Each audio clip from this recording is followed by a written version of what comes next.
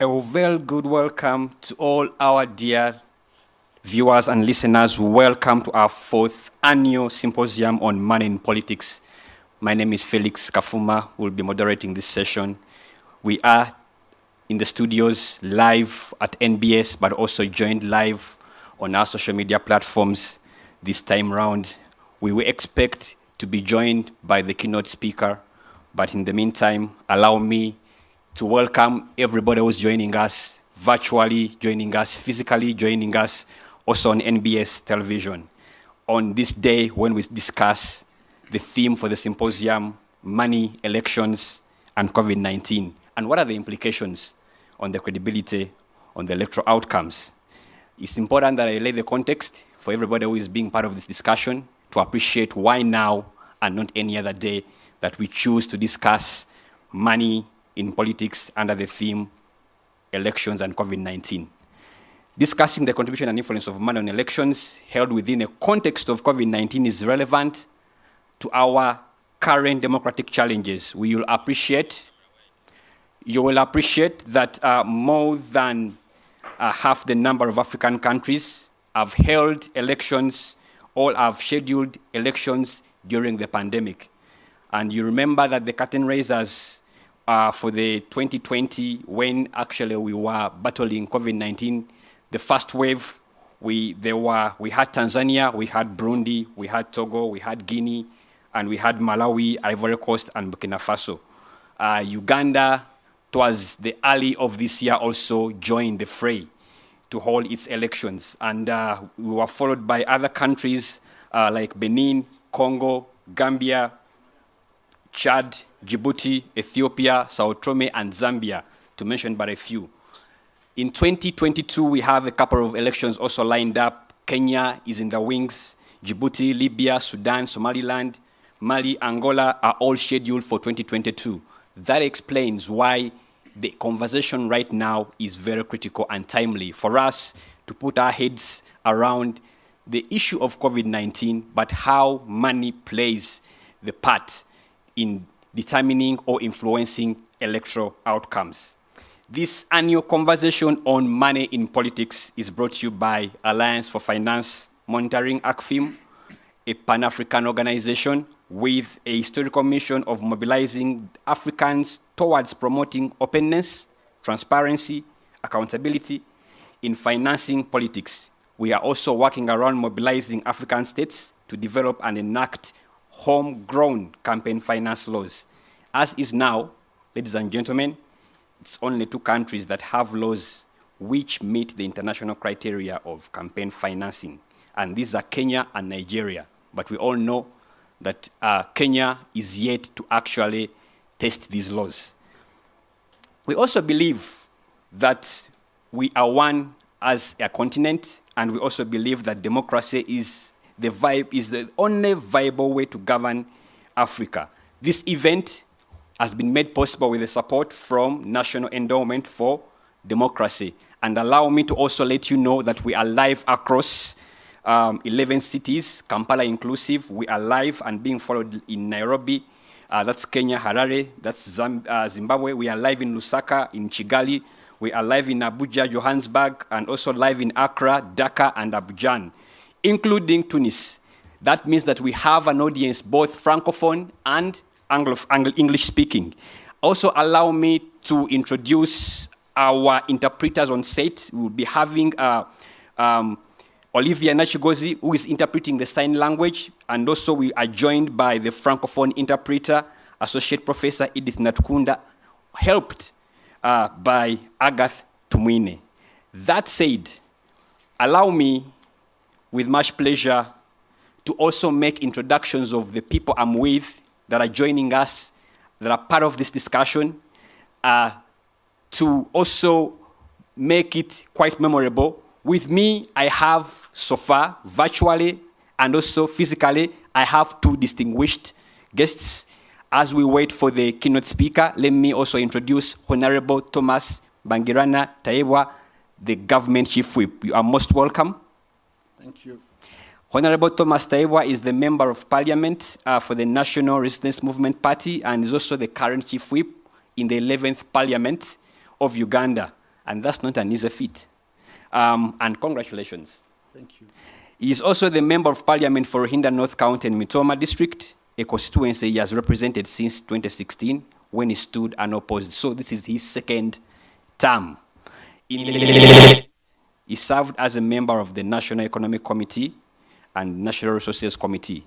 He also entered politics as a youth, contesting for Youth Member of Parliament in 2011. Unfortunately, he lost. Probably you'll share to us your experience. He holds 2 bachelors of degrees, a bachelor's of law, and also a bachelor of arts in social sciences from the prestigious Makerere University. Honorable, you are most welcome to the symposium. Thank you, and I'm glad to be here.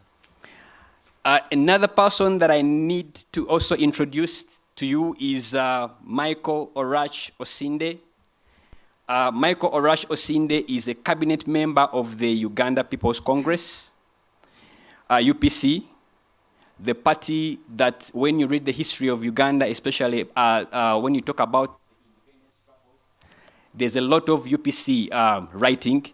He's also has been in politics for quite some time, being both in government but also being in opposition. Michael Osinde is the chairperson legal committee of the National Consultative Forum. This is a platform that brings together all registered political parties in Uganda. He's a lawyer by training and practice, and also the chairperson of the Human Rights Bureau in the UPC. Comrade Osinde, you're most welcome. Okay, and virtually, we also have panelists that have joined us. We have Professor Shira Bunwari, who is joining us virtually. Professor Bunwari is a professor of sociology and development studies, University of Mauritius, where she has spent more than 30 years teaching and publishing extensively on this subject of governance, gender and development, socioeconomics, and poverty, amongst other areas of study.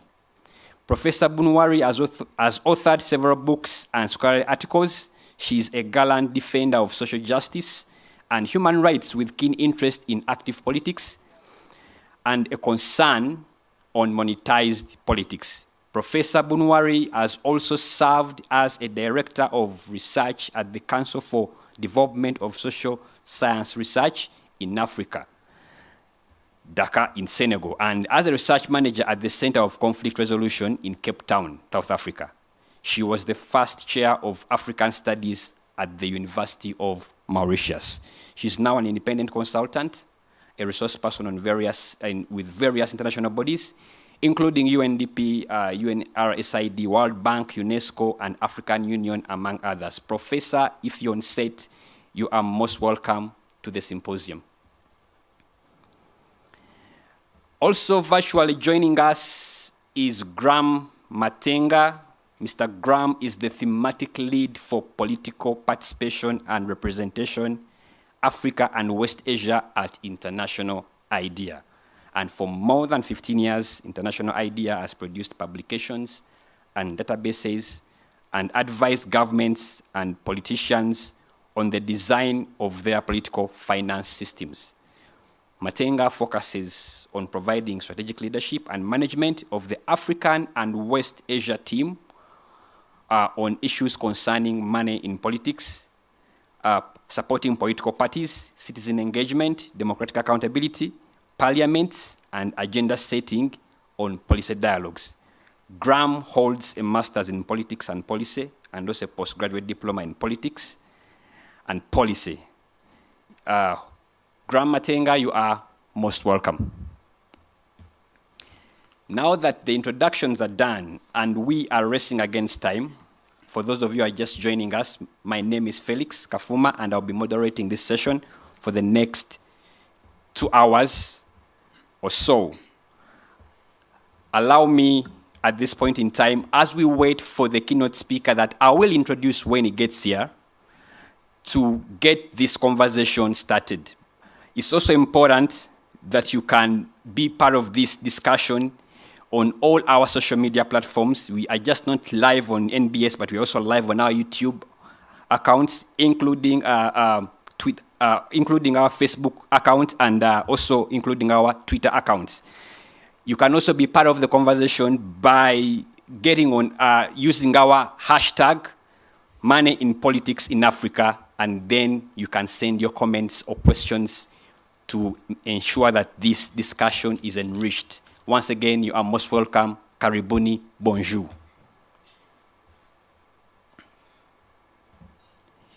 I want to start with the government chief whip. The government chief whip, you are supposed to discuss a paper in response to the keynote address that will be shared shortly after. But as we wait for the keynote address, I think it is important for us to understand the effect of money, the nexus, the effect of private money on electoral integrity in Africa. Because when we talk about private money on electoral integrity in Africa, there is a narrative. People thinking that the way our politics has become toxic is also partly attributed to the way private money ends up financing or influencing political processes. I don't want to preempt probably what you have prepared for us, but to get this conversation started, let me invite you, with all honor, to join us and share with us what are your thoughts, your experience, first of all as a politician, but also now in your current capacity as a chief whip and a member of NRM, the leading party in Uganda, to help the audience out there understand and appreciate why now should we be having a discussion on private money in the way it influences either positively or negatively the politics of Africa. You're welcome, Honorable. Thank you, our moderator. You know, when you go into the political field,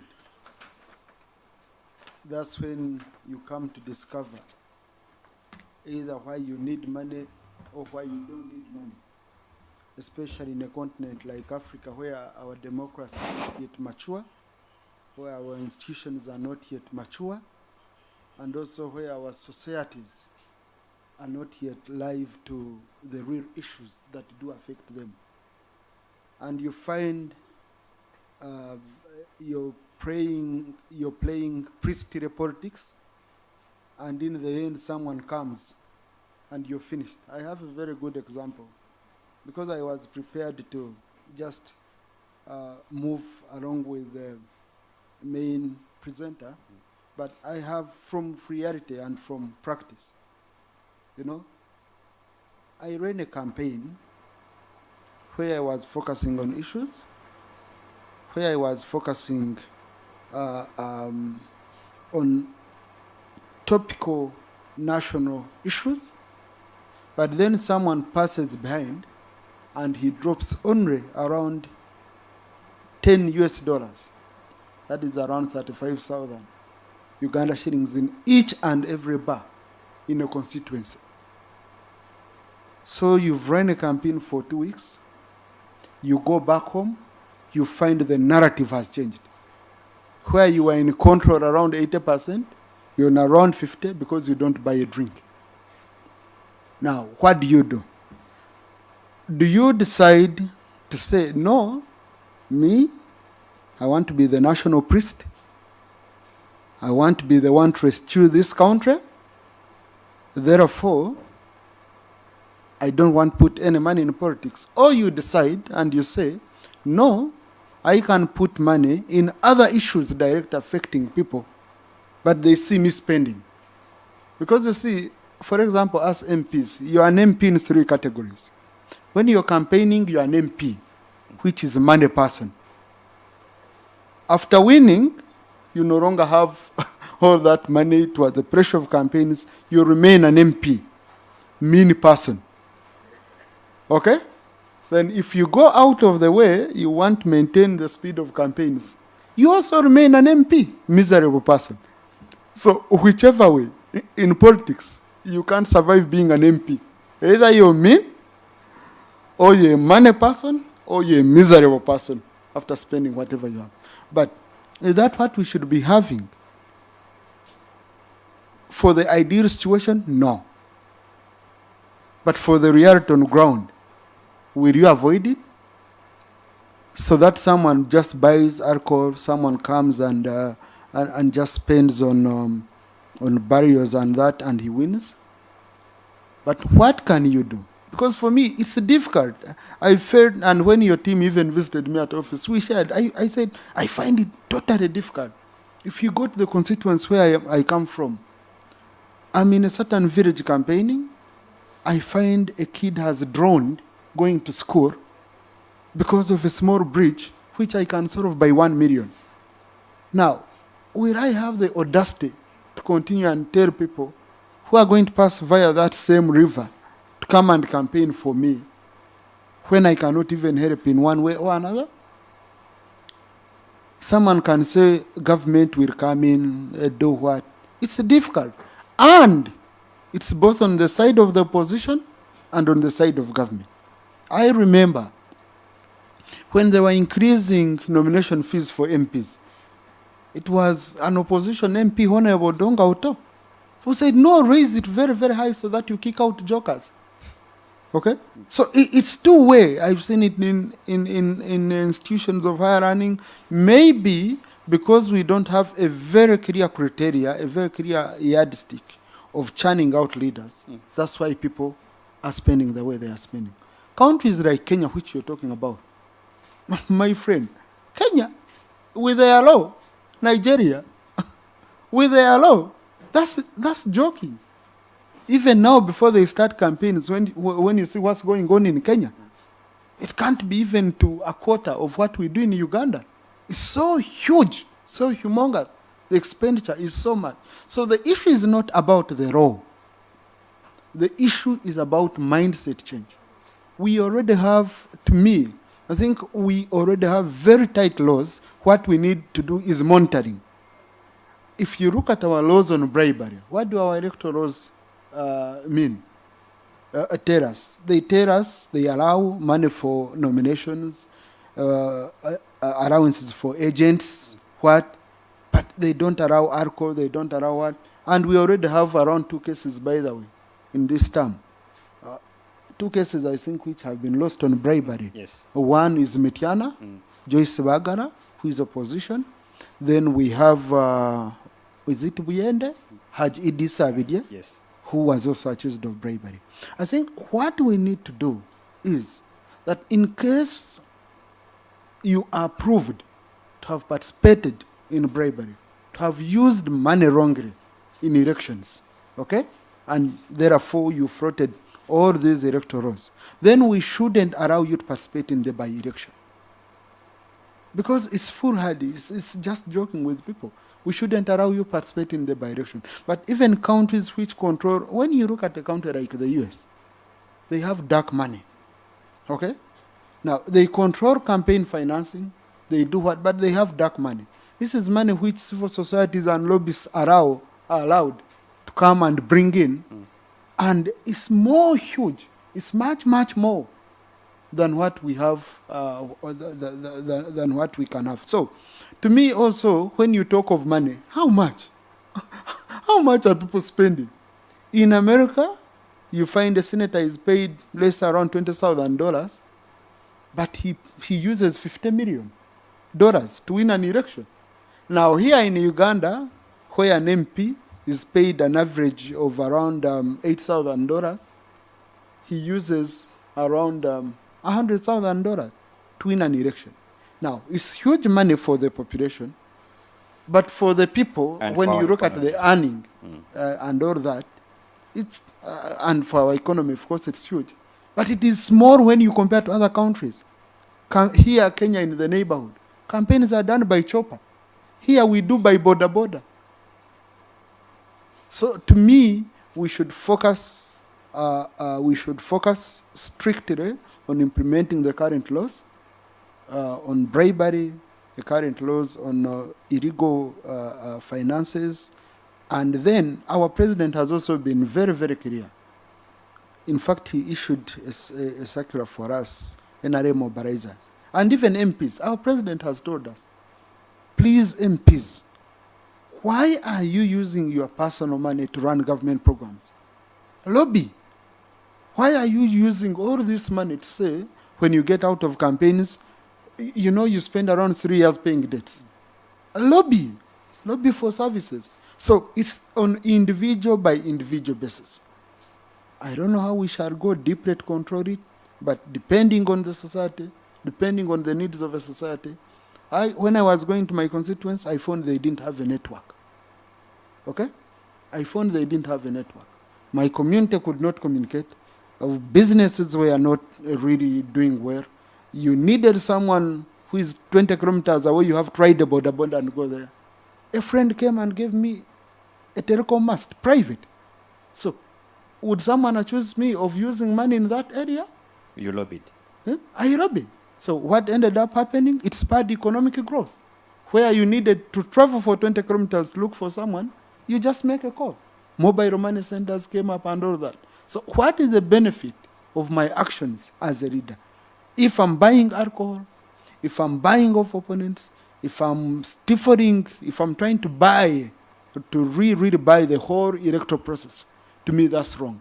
But I continue to do what I was doing before I became an MP. And then you accuse me of using money in elections? To me that would be wrong. Interesting. I'm going and I'm talking from a point of being honest, not a point of discussing papers, not a point of no. I'm telling you what I've seen in the field as a politician. I've ever lost an election, I couldn't blame money. I've won an election, I can't say it's because of money. Okay, I'm going to come back to you on the issue of, because you asked a question, how much should it be? Should we have ceilings? Should we have, but before I come back to that, Ndugu Osinde, you've also contested, and you lost. Twice. Yeah. And there is always this argument that in opposition, it's more difficult to raise resources, and reason why you fail to actually win constituencies is because you don't have access to money. Putting that into context, how is the architecture, the legal framework when it comes to financing political parties? We know there is Section 14, A, B, and C. There are sections that speak to financing political parties in regard to day-to-day, but also speaking to financing political parties in regard to elections. Why is it that government is struggling to finance political parties in regard to elections? And could it partly be responsible for the challenges opposition face to win some constituencies? Thank you very much, moderator.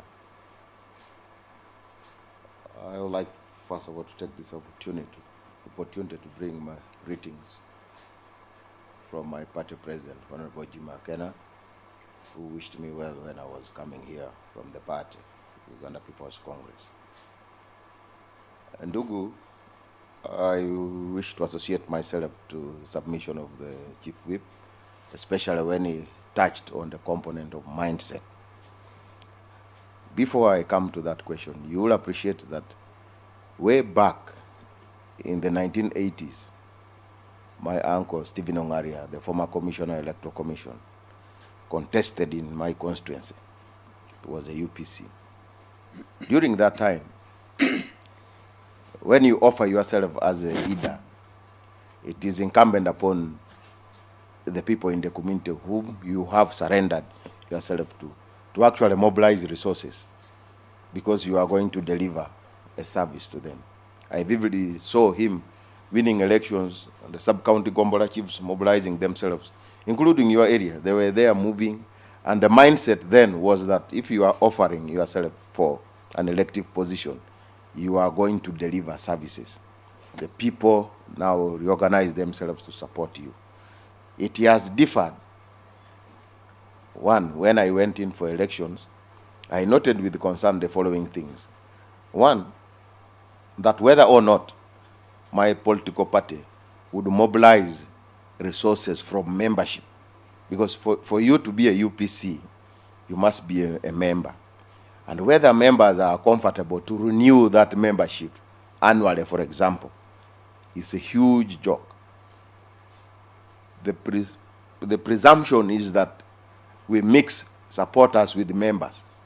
In most cases, there are people who just support UPC. It can be anybody. But whether our members can get down and say, per year, let a UPC member fundraise 500,000 a year, so that we use that money for other strategies. It is challenging. I want to draw your attention to the history of finances involved in the previous election. Ndugu, you will appreciate that starting with my party, as a result of that law, the Political Party and Organizations Act, we realized about 290 million on Section 14C. Section 14C clearly stipulates that a government will pay political parties on their numerical strength in Parliament. And given our then numerical strength, we were able to garner about 290 million. 290 million cannot even sponsor one candidate, given the current trend, in just one constituency. But by the grace of the Lord, we got 9 members of Parliament. But I'm telling you, each member of Parliament spent over 400 million to come to Parliament. But that's what the law gave us. And if you go deep into seeing what Section 14A of the PPO Act clearly stipulates, it stipulates that during election, government shall actually sponsor political parties on equal basis. That is 14B. Now, in Africa, I have noted with this concern that no sane government can actually facilitate the opponent to come and take over power. To give you money to come and remove them is a joke. It's a joke. Now, whereas it is incumbent upon us, and that whereas that law is actually there, Section 14A, Section 14B, and Section 14C, I think any other government, even if who came to power, you would find that there's discomfort in supporting a person who wants to take your seat. And as a result, we as UPC who have been victims in terms of mobilizing resources actually to win election. And when you look at the environment today, my brother Honorable Tayebwa talked about mindset. When you look at the component of the mindset, if you are offering yourself for an elective position, I contested in Tororo North, and all of them appreciated, this guy has very good issues, is a good person. And now, should they hear that another member of parliament is in the corner arriving, they actually remind you that where is the water, because another person is coming. And it is open. Your managers should be in position to handle that. And when you are going out, whether or not you have got the votes of the day lies upon the poverty on the ground. 20 members can pass with very good ideas. Actually, in my place, they said, the man can argue well on aspects of human rights, is a star. But whether those things translated into votes in the ballot box is a huge joke, my brother. And that's why I lost consecutively twice. Not because the other opponent is strong, but the environment is such that my party could support me to a tune of about 30 million. That money just went for posters.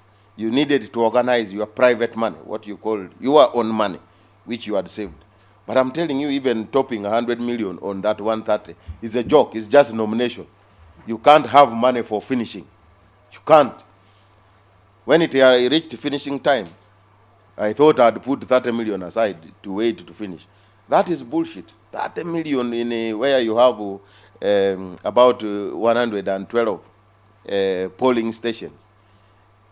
If you use the formula by even 50,000 alone.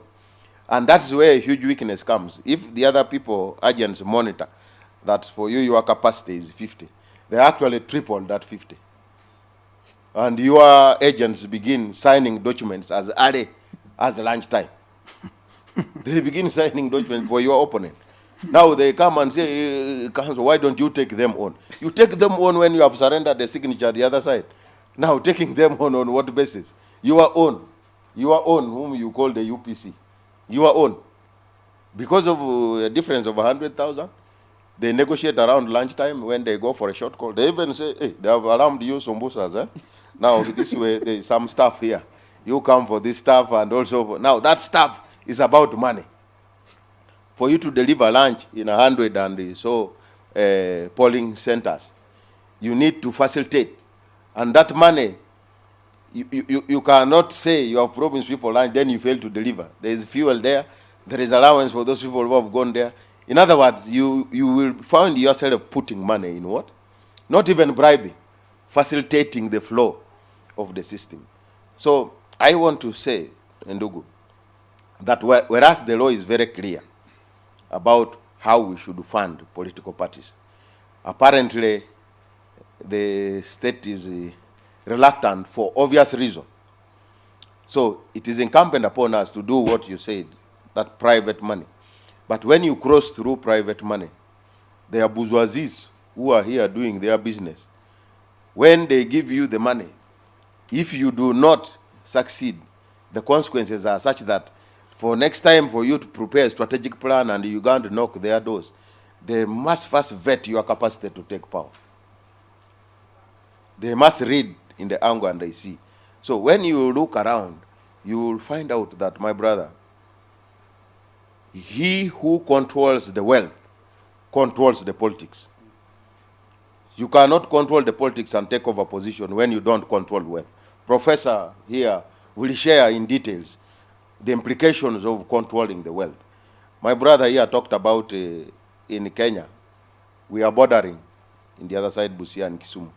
But you see a member of parliament flying a chopper, a helicopter, throughout the campaign session. Not one day, in every constituency to keep time. They fly choppers. And the challenge we have here is that the people we organize to come to political parties, most of us are not people who had saved money a long time ago. You talk about names like Raila Odinga, from his grandfather to his father to himself, he inherited wealth. He's coming now, the issue is not putting money there. The money is actually there. For us here, we leave jobs and think we shall get money in politics. People go for politics to look for money. In other countries, people actually go to politics to spend. Therefore, that brings back the point that money is very key in politics. Thank you so much, Ndugu Orachosinde. We've been joined.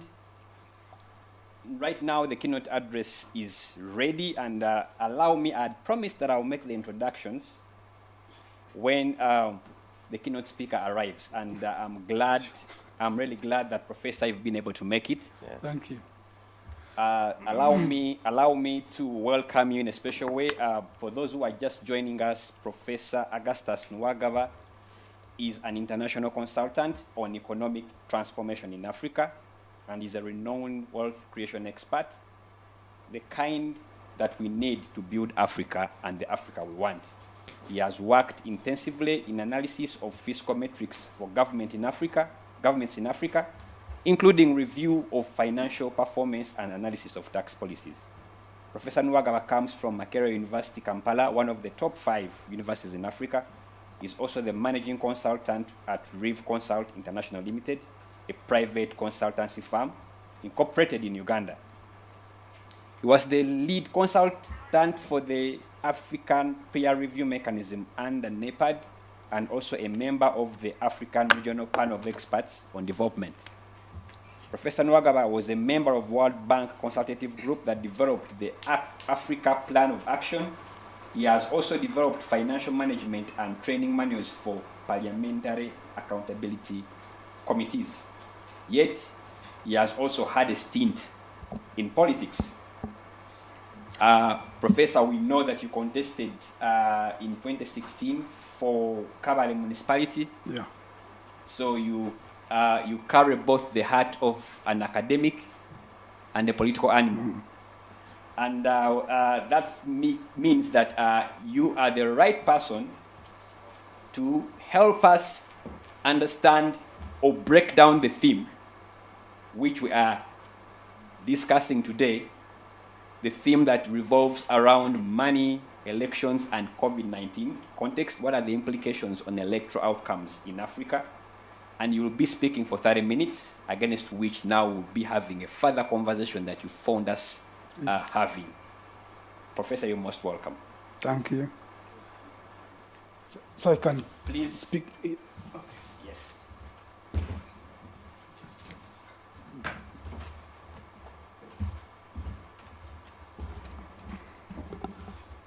So I would request the the person managing the slides.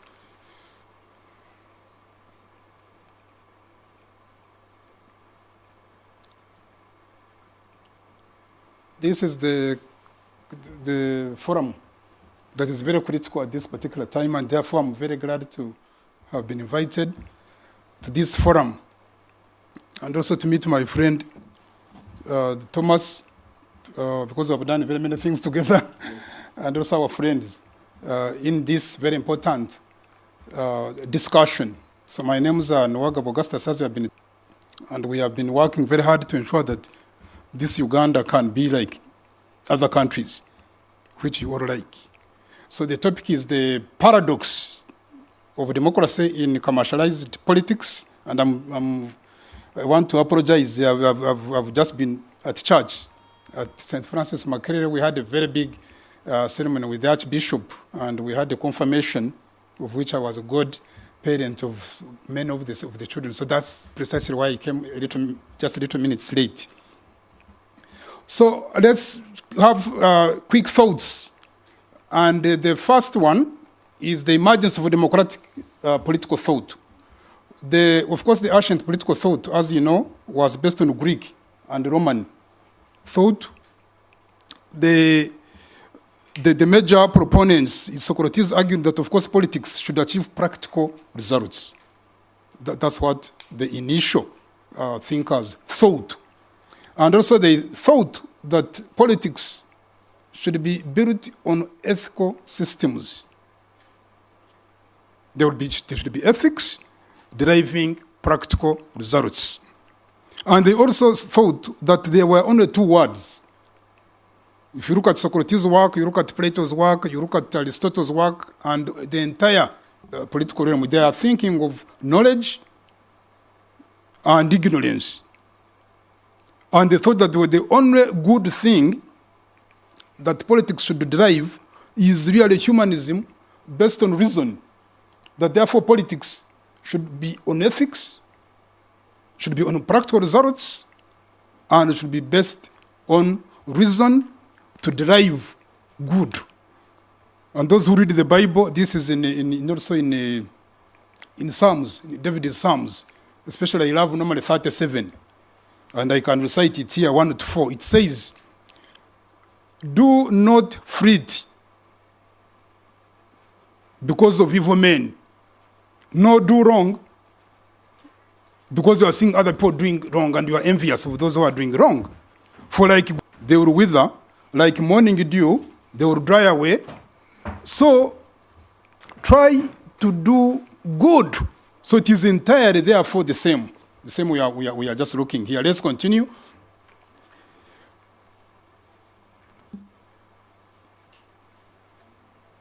Now, this one we are saying that if we look at John Locke and what we call the famous Lockean politics, is that of course now they start coming in economics.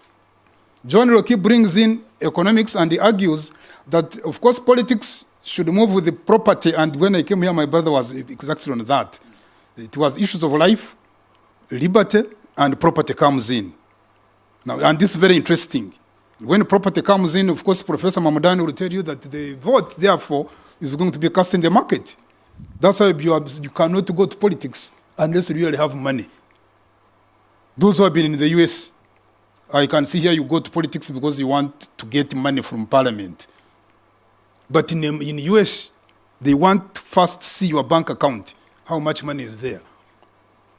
Those who are just going, you are finishing Makerere and the other university, and then you want to go to politics to get a job. Others are going there because they want to serve. And this is very bad news if the situation here, which is nothing other than the situation here. So this concurs, of course, with politics, which will be based on aesthetics. This was Professor Paul Nsibambi. He used a very, very high frequency of this word. Ethics and virtue. Those were the three major things. And if you remember the entire life of Professor Paul Nsibambi, he was on politics, which are really based on aesthetics. In other words, he was fond of the word political hygiene, if you remember Professor Paul Nsibambi. He was on political hygiene. Do we have political hygiene? In fact, I remember when Professor Mujaju died, we had a terrible situation at Makerere. Professor Akig Mujaju, one of the fathers of political science at Makerere, got an accident, and when we were at his requiem mass in St. Francis, during the question which Professor Nsibambi told us that he had asked when Professor Mujaju stood, like I stood in Kabale municipality, and I told Thomas Tayebga here, I know I almost got zero. A whole professor of economics. Because I did not know what to tell people in Kabale municipality. For me, I thought that politics was based on reason and ethics and virtue. Politics is not based on ethics, it's not based on virtue. I almost got zero, Tayebga. I came, I told the president, I almost got zero. And I was saying things which politics should be talking about. These are not things people want to hear, my brothers and sisters. And this is very bad news, therefore, for Uganda. Just the point number one, which Professor Nwagaba said here this afternoon, that your politics is not based on virtue, it is not based on aesthetics, it's not based on reason. If it was based on reason, we should be the ones in the parliament, we should be the ones driving parliament. But if a professor stands and you want to tell them exactly what you should be telling them, not what they want in economics, we call it normative economics. Because we have positive economics and normative economics. Normativism means to tell somebody something, not the right thing, but the thing which that person wants to hear. Whether it is bad or not. Unfortunately, in Uganda, they don't want to hear that which you need to tell them. So that's why we must go to zero. And I have not gone back, and therefore do not ask the reason why. Therefore, all ancient political thought was based on one common denominator. And this was doing good for the polity using ethical and virtuous systems. And I can repeat it. Doing good using ethical and virtuous systems. This is what has run countries. This is what has run countries. And therefore, don't also ask why certain countries have developed quite faster, others have developed slowly, but have also developed, while for us who have remained behind. This is absolutely one common denominator. There is nothing else. And this is what I've said this afternoon today. Even if you don't listen to anything else, I've said that politics is central for economic transformation. I have not said, listen, Professor Nwagaba has not said that democracy is important for transformation. No. This is not what I've said. I've said that politics is very, very important for transformation. Let me say it in a better way. Governance, in fact, good governance is extremely important for economic and social transformation. And if you invite me here, I would elaborate on that matter. We don't have time to elaborate on that matter. So I'm going to now dissect two types of politics. Countries that have developed, countries that have recently transformed, including Thailand, South Korea, under General Park Chung-hee, Lee Kuan Yew in Singapore, Mahatma Gandhi in India, who took India to be among the G10. We have got Sasewa Segura Muguran in Mauritius. Mauritius now is a developed country. Then you have Idi Amin here, you have President Museveni here, you have all these people are all categorized under those two. We have 202 of them. President Arani Garcia in Peru, Jinping. Number one is that politics derives from political power, which can be used either as a domination or as liberation. Number two, politics can derive conflict or build peace and coexistence. Also, you should be seeing where your country lies. Among those, again, number 2. Number 1, you see where power here, whether it is used as domination or whether as liberation. Number 3, power can be top-down, power can be participatory. In Uganda, where do you lie? In the US, where do they lie? In Singapore, where do they lie? In South Korea, where do they lie? All our donors, where do they lie? And our recipients of these donations, where do we lie? Number 4, power can be secretive, it can be corrupt, or it can be transparent and clean. Where do you lie? And number 5, power can be hierarchical. Power can be egalitarian. Like, the British colonial state came here with Captain Rugard in 1894. He was here in Nairobi, Kampala. You see, the Uganda, this Uganda where we are, behaved differently from, for example, us Bachege Kabali. You cannot equate us with Uganda here. Even when you look at the Warand question, you see our relationship with the property. It's quite different from the relationship with the property in Uganda. And the president is quarreling. You read his letter yesterday. And I mean, he came in 1975 with the land reform decree. Why? Because of the different structure and systems the British colonial state built here, especially through the Buganda agreement. On that issue, in Kabare and Kigezo, we are very, very egalitarian. But other communities like here, extremely hierarchical, and therefore they are very, very quickly to mobilize. And I'm liking this. If we had used these kingdoms very well, you look at things like vaccination. You just go to Burangi and see how many people appeared in only 2 minutes to be vaccinated, as compared to when, for example, a minister of health calls people to be vaccinated. These are the things we are talking about. How many can those 2 call in 5 minutes, and how many would they get, each of them? Number 5, power can be autocratic, power can be accountable. We also can have gentle authoritarianism, and therefore can derive different results. So I want to leave that discussion there, and then you will be able to exactly examine yourself and see where you are. But in Uganda as a case, let's look at the political behavior deriving from those 2. Do you have transactionists or do you have transformatists? Do you have transformative politics or do you have transactional politics? Countries that have had transformative politics, in case I don't have time, sufficient time, is that they have tended to develop faster than even those who are very, very highly democratic.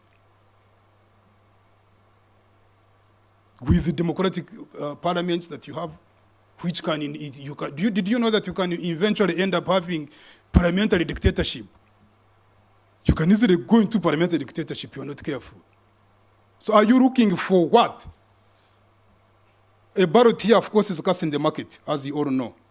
I see my brother here was talking about, I don't want to tell you the amount of money I spent. I stood in the NRM primaries. I stood in the national general elections. So if you tell me the amount of money I spent, I would have purchased a building on Kampala Road and added on my other buildings. In fact, if I was not firm, I don't know whether my wife would have divorced or whether I would still be having a family. I know families where they have lost their marriages because they are spending this money. If you are not firm, you can really be in trouble. Why? Because the ballot is cast in the market, and political participation has been relegated to market forces of demand and supply. We are really in the market. Can you imagine that? Just really in the market. And even in a line, people are just giving money, people in a line. Open air purchase of votes, provision of commodities to electorate. And I'm sure, Thomas, you have not bought one. Ambulances. Is this your work? Is this the work of member of parliament? To buy ambulances, to build roads and electricity. These are infrastructure with the role of government. But because of the relegation of politics to the actual market, all these have been relegated now to the market. And for the forces of demand and supply, let's go to economics class now. If you take politics to the demand and supply forces, then do not complain. Because for us, the way the indifference curve works is that, first of all, the indifference curve cannot cross another. One will never cross another.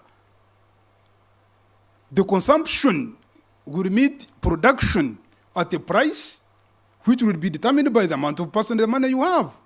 The moment there are 2 loaves of bread in the market, the prices will be up if you come 4 people wanting the same loaves of bread. If 8 people come and the loaves of bread now have increased to 30, the bread will come down automatically. Why? Because the person who is selling you bread doesn't want the bread to go bad. The forces of supply have actually overrun demand. So the moment the demand overruns supply, prices will go up. But if supply overruns demand, prices will go down. So don't expect, therefore, politics to be cheaper if it still has a very, very high demand in a very, very market forces way that this money will come down at all. Let's move.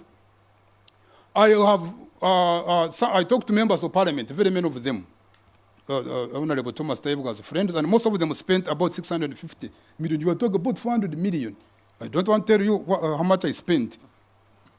This is a municipality.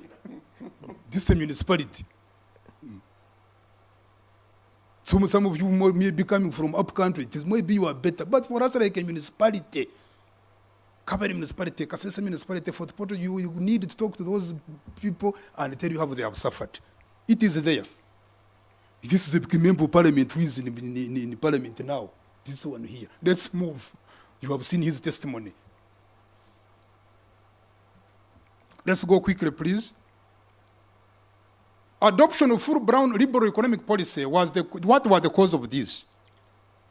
Professor Nwagaba, why did we slide to this level? Is that number one, we are running a government which is based on neo-liberal economic policy of 150%.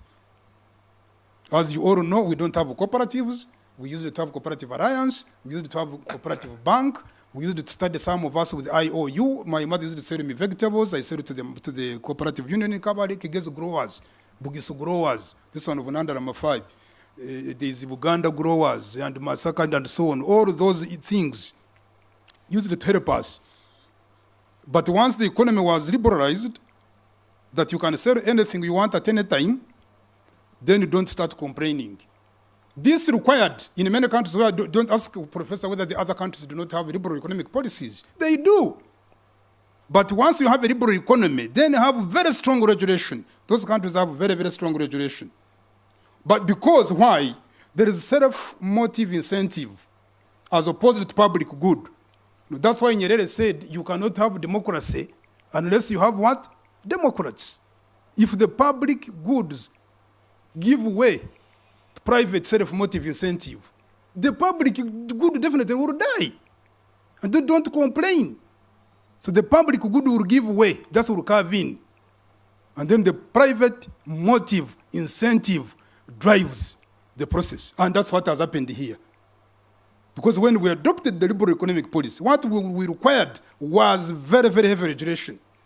And that's why I want to congratulate at this particular moment, I want to congratulate certain institutions here. And one of them is the central bank. You have to congratulate our central bank. 25 commercial banks, but the central bank really regulates them. Otherwise, if they were left now, everybody to do what he likes, like we are doing in other sectors, you would not manage. You would not manage to get any loan from a bank. But the central bank brings very heavy regulation. This is what should have happened in all sectors. In education, in health. So you just don't establish a school. You just don't establish a clinic. You just don't establish a pharmacy. Very heavy regulation. Other point I want to actually congratulate the council, the medical council. It also tries to regulate these private clinics. We have not had very many problems of the health workers that you have got an injection which is a fake. It is there, but really not. We cannot say it is a disaster.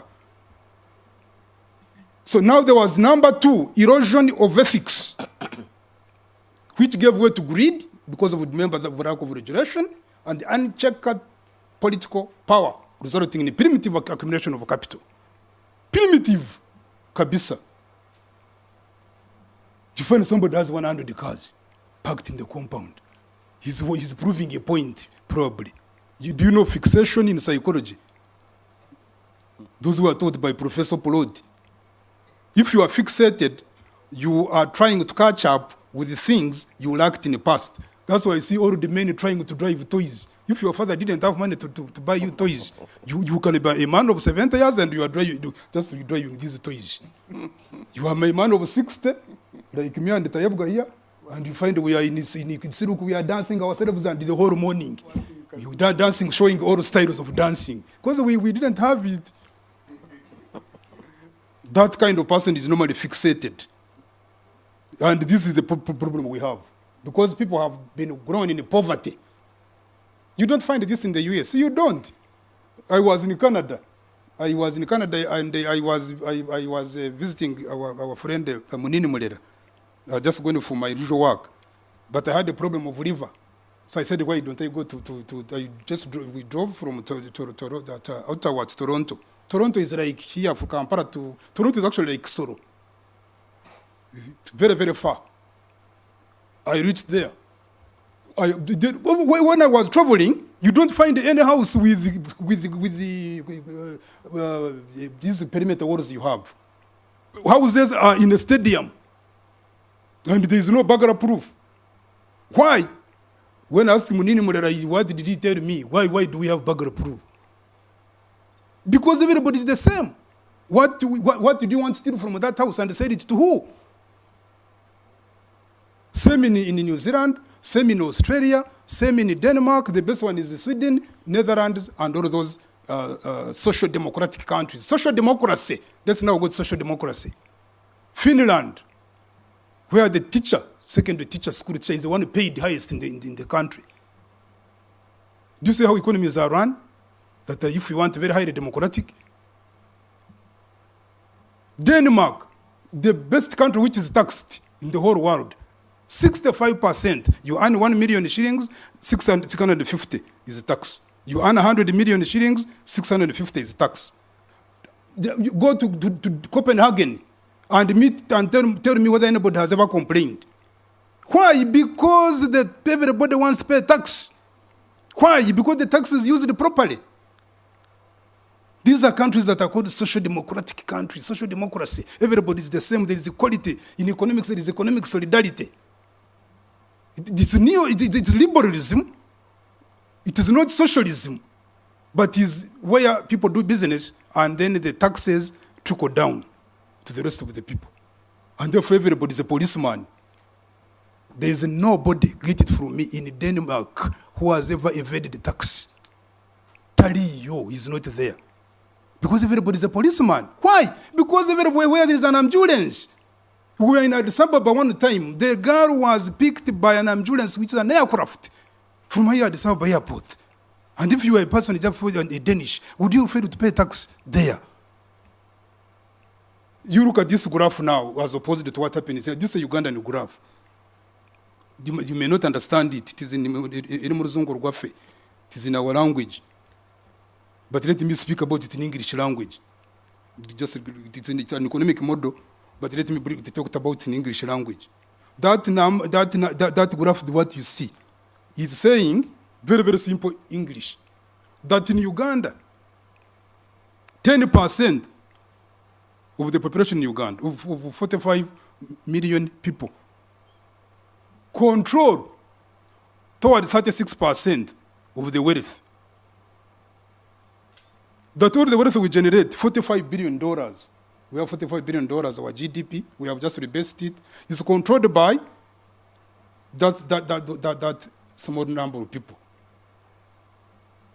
And that problem, the lowest 10% is really suffering, as you can see. They are controlling 2.5%. The wealth is between only, if you want, 4 million people. And you can mention their names. In fact, those 4 is a statistic. If parametrically, if you go into parameters, it's about 6 to 10 people. whom you know very well, their names even. And that problem is growing at 21%. You see that negative 21.1, means that that problem is increasing at the rate of every 20 people, every 100 or so suffer from that. This is terrible. This is not good at all. Even, by the way, this is not good for business, it's not good for politics, Honorable Thomas. It is one which brings that. Do you see what comes from it now?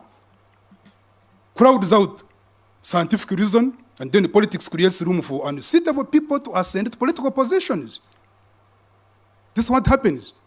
Number two, chaos. And you have been asking about violence in Africa. Don't ask stupid questions, which are untenable. If you have 4 people dominating the entire wealth, that's what my brother here was talking about. What do you expect? You expect peace? Even those who have drivers, you just have a driver, let me teach you. And you go and eat chicken, come from come here, let's go. Is that the way you should treat your driver? The same certain countries treat their populations. Wealth is dominated by few. You eat well, you sleep well, and this is how you treat your house girls as well. For you eat chicken and what the house girls eat pocho, and now which was even last night, as if she's an animal. You are all people in the same house. You think for her she doesn't have human rights? She's not a person, she doesn't have blood like you. People have, some countries, let me tell you, organize themselves and everybody has the same blood like the other. Others, if you want to have blood alone, you see what will happen to you. It is in South Sudan, it is in Somalia, it is going to Ethiopia, among the Tigrayans. It has been here, you have had enough share of yours. I hope you don't want, by God's sake, to come that you have another share. We have had enough share. But you can see you are continuing. You don't mind how much money I'm earning. I was the other day fighting President Museveni, you saw me. In Makerere, we were earning 470,000. I was chairman of all those professors. I told President Museveni I cannot accept this, that I will earn as a professor in Wagaba, I don't know how many degrees. I will earn 470,000. Honorable Thomas, you were there. And then somebody in town has never gotten a single degree. He's earning 40 million. He's also an economist. I'm an economist. I told President Museveni I can't allow that. I told him I can't allow that.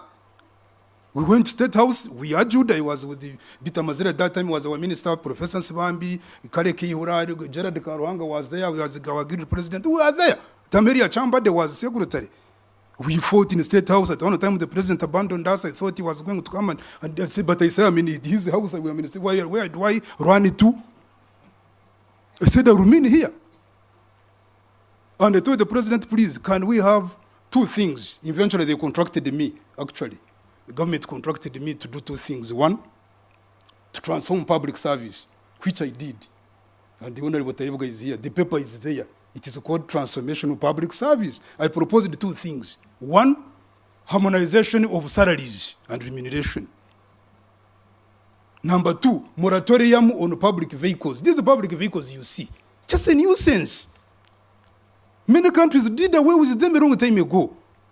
And you can save, do you know the amount of money we save on this government vehicles? 1.2 trillion shillings, Thomas, in case you didn't know. This is the money you are looking for. This is the money they are looking for. They are looking for 3.8 trillion now in supplementary budget. They cannot raise that money. What they are going to do is squeeze budgets. They will raise about 1.2 only. From that, the 2.7, some things are going to be on treasury bills. In the Bank of Uganda, they will sell you treasury bills. Do you know what that will do? It will do 2 things. One, it will drive interest rates. So for us in the private sector, we shall go to banks. Banks do not have money. Banks are the ones who are normally going to buy these treasury bills. You know you cannot deal with the central bank. You deal with them through what you call PDs, primary dealers. Stanbic, the Babusa, Bank of Baroda came in, the Tropical Bank recently, and so on. The bank would prefer to lend the government. It cannot lend the professor. Why? Because the professor is risky. But if I can lend the government is very, very robust. It is a government, and it is never risky. So banks will prefer to lend government. If I go to Stanbic Bank, no money now there. Why, Anajuku? The money we get to government. But there is some money which we left with. Can you accept 20% interest rate? Can you imagine 20% interest rate? In China, money is free. 0.00067%. That's why you see their companies are the ones winning all the tenders. Don't ask stupid questions. They are the ones who win the tenders. Why? Because you don't have money. So government borrowing is not good also. It doesn't promote equality because we shall go there and there is no money. And then number two is that it will create a government which is very heavily dependent and then it squeezes the population. Where are you going to get the 2.3 trillion, sir? From these people who are just coming out of COVID. And we are paying school fees.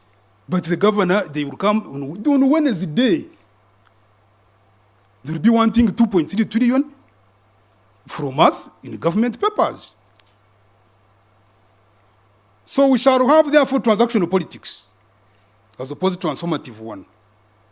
Countries like Denmark, those are social democracies. Let me explain them again. Don't confuse the countries.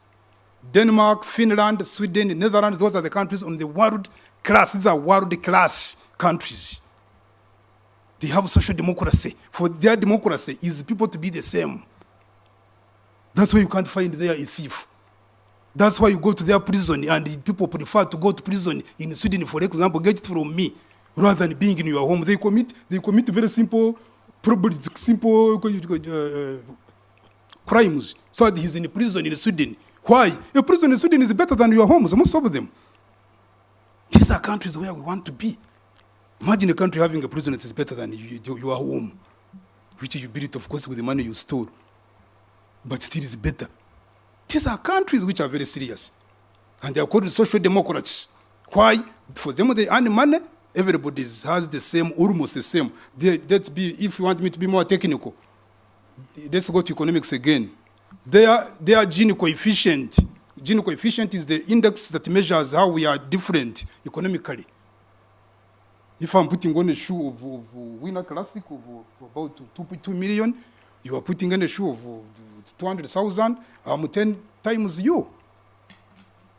If I put a winner suit, Winner Classic of 3 million, you are putting in a trouser of a win of 30,000, I'm 30 times you.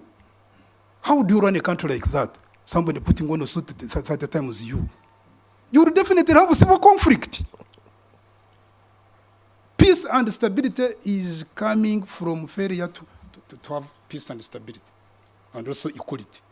And these differences cannot drive it. You have South Sudan, you have Nigeria, the Christian animists always fighting with the Muslims in the north. So you have your Kanos and the Kadunas, they're always fighting. These are the Kunules, general, the Kunules of World War. Who is fighting with the Christian animists? South Sudan, same. Why? Because people are thinking that this is our time also for eating. That's how politics is defined. So the red flag, as I finish, is one, Uganda remains a geographical entity. In fact, yesterday I was talking to my friends in Eritrea and also in other countries. And they cannot believe the peace which is here, and the liberalism and the politics and the way you can do your business and so on. They said, wow. They said, this is how you can have such a government? I said, yes, our government is like that. It leaves everybody to do whatever he wants. But I told him also it has its own problems. If you live here, you will also see. And that's what the Baganda say. And for us, our Chigaro Nyankora kana katagenda karateka teka nyine warateka chi warateka je binuziki. That in English language, the boy who doesn't move. Yes, I'm finishing. Thank you. Thinks that her mother is the one who cooks well. You need to know what happens in other countries. But obviously, we are better than also other countries. Number two, we have a national consciousness, patriotism, ethos, national value system. This is what I want the government here to take. Some of us who travel, God has given us a little bit favor. We travel, we meet serious people, We talked serious audiences and so on and so forth. And we carry our heads high. If you come from a good country, which people are talking about, I don't want to travel. I arrive in New York, I arrive in Beijing, I arrive in London, I arrive in Botswana here and so on. And then we are a laughing stock. Nobody wants that. So we need Thomas, a national consciousness. Do you have a consciousness? And I think this is what I've said, I think, this afternoon. What have I said? What have I said? Professor Nwagaba said, Uganda, you need a national consciousness. You need a national value system. You need a national ethos where we can define ourselves as Ugandans. And then you can travel with your head high. Not as a Muchiga, not as a Mutoro, not as a Munyankore, not as a Nacholi, not as a... And this is why I like Nigerians. He was in Abuja about 2 weeks ago, three weeks ago. And it is very hard to find, with all the problems in Nigeria, with all the problems they have, but he's a Nigerian, especially when you meet him outside. But for you meet, I was contracted by UN in this COVID. I was in Manchester, I was in Leeds, I was at Old Trafford, we had a football match, remember Liverpool, and I was in Leeds, I conducted many meetings in London, I was in Amsterdam one day. But people want still to call themselves Batoro. Then I was asking, what have you done if you are Mutoro? What have you done if you are Muchiga? What have you done if you are Nacholi? Why don't we define ourselves as... The UN had told me to do one thing, to map what your children are doing in the diaspora. And I did that. It is actually $1.7 billion, the money I mapped. And I came here, I told the Bank of Uganda, this is $1.7 billion. But this is the same money we have spent on Karuma Dam. Then why did we borrow? Yeah, I told the Bank of Uganda, if you had established a diaspora bond, and these people accepted, you make them to love Uganda as their country. Because most of them don't also. You cannot tell the names here. But I held very many meetings in Amsterdam, in London, in Leeds, in Manchester, and you really see that some of them really don't clearly market Uganda. Don't.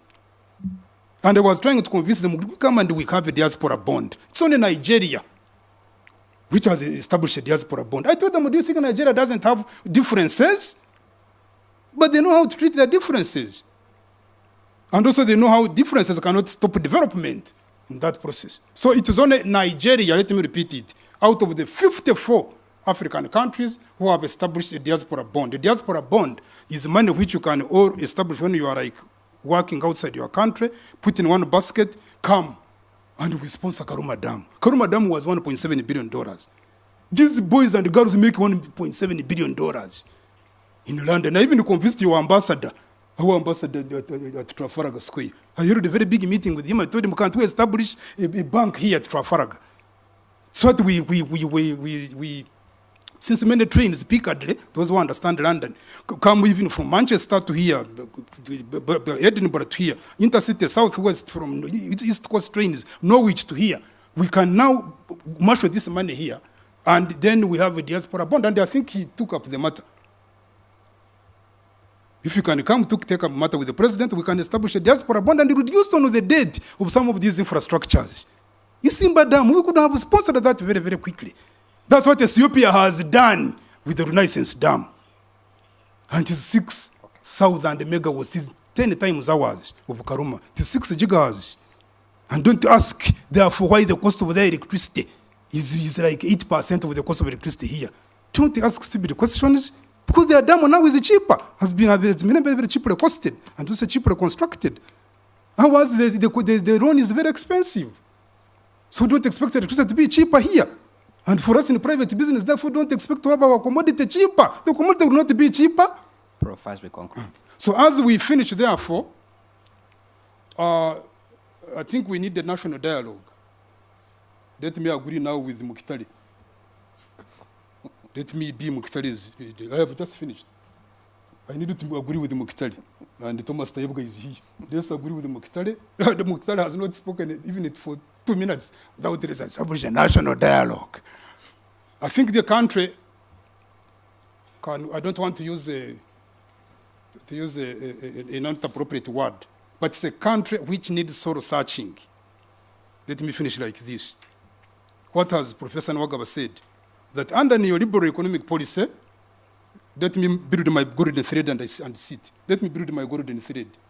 It is a country which is a blessed country. You all know that. But potential resources which are not exploited are as useless as water in the tap, which it was cut by national water. That water cannot help you. Somebody needs to open the tap and water comes, and that's how Uganda is. Uganda is a country which is just like water in the tap. You need somebody to come and just open that tap. You don't need anything much. Number two, I have said, it's a liberal economic policy model, which we cannot change. Uganda here, we have had a history of economic policies where we don't quickly go to policy reversals. Don't expect this policy to change. So what we need, Thomas, is very heavy regulation. Countries which are serious have same economic policy, but they have very heavy regulation. And then I've also said, number three, last, that you need a national consciousness, build a national value system with a national ethos, where you also get proud as a Ugandan. You don't want people to talk about your country badly. Neither do you want your family to talk about your family badly. Let other people to be the one to talk about Uganda badly, but not us. Thank you. So let me end with the... I want to present Machiga properly now. I will give you 3 proverbs so you can see it. Proverb number 1 is that engaro. Kuza kunaba engaro kurungi. Agumizi tokagashaba ahantu. Amezi nshabano. Tigoza ngaro. If somebody tells you like that, that is a pure Muchiga. Amezi nshabano, what you have borrowed cannot wash your hands properly. So these loans you are going to depend on and the aid is really not going to take you anywhere. Number 2, as I say Muchiga, we have got a very strong Muchiga proverb that egabo ya muhanda ojiho wawe, meaning in English language, you cannot be going to Kampala and you are Professor Nwagaba and say that when you reach Thomas Tayebwa's house,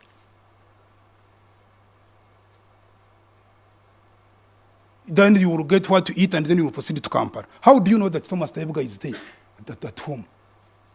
Get your own food, prepare your own food, and then you're on the journey. That's what the proverb is telling you. And then finally, is that people who always develop, and I want everybody now to understand this. Let me finish as an economist now. Let me now finish as an economist. Is that development is initiated from within.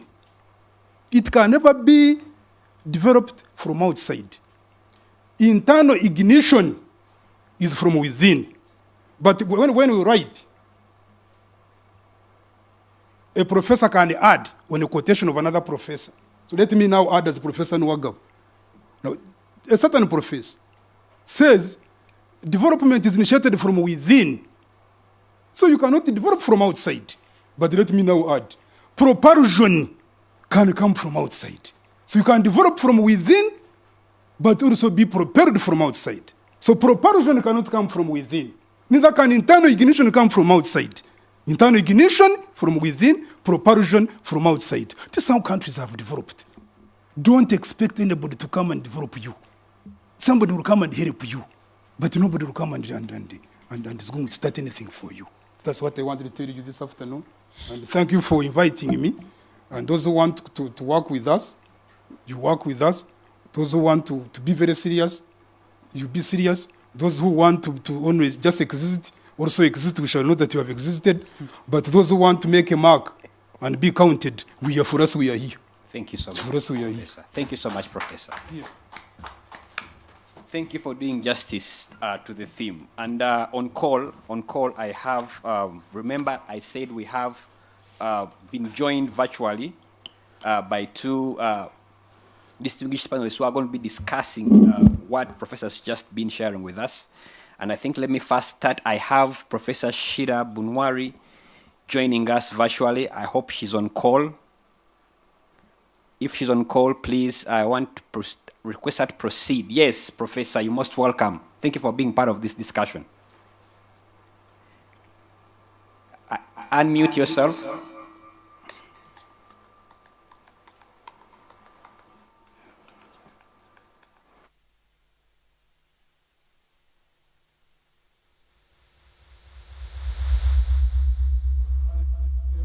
Professor, can you unmute?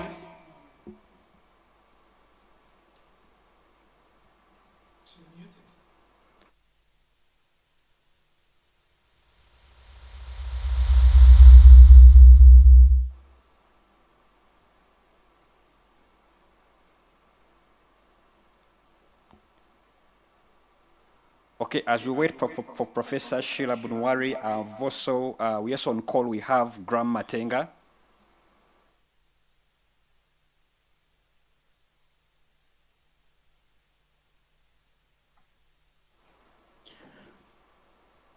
Hello, can you hear me? Okay, in the meantime, if Matenga is on, welcome. I hope you're unmuted as well. Yes, I have unmuted. Can you hear me?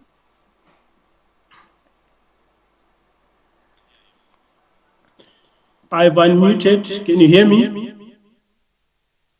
For being part of this discussion. Help us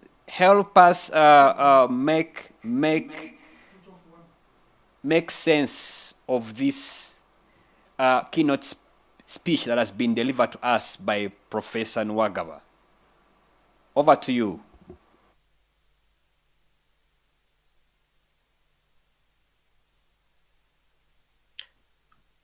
Sorry, Chair, is it me or Professor Bunwari? You were breaking off. Deals with the technicalities of unmuting.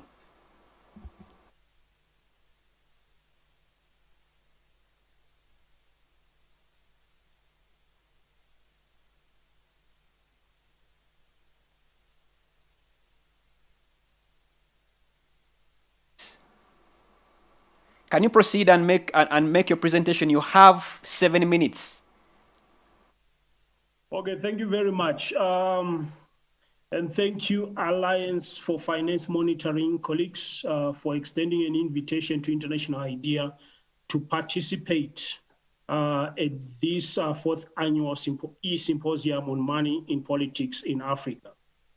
I want to first even acknowledge the contribution of the first two speakers and Professor Nwagaba for flagging insightful perspectives on private funding and commercialization of politics in Africa. I think he made a very compelling argument.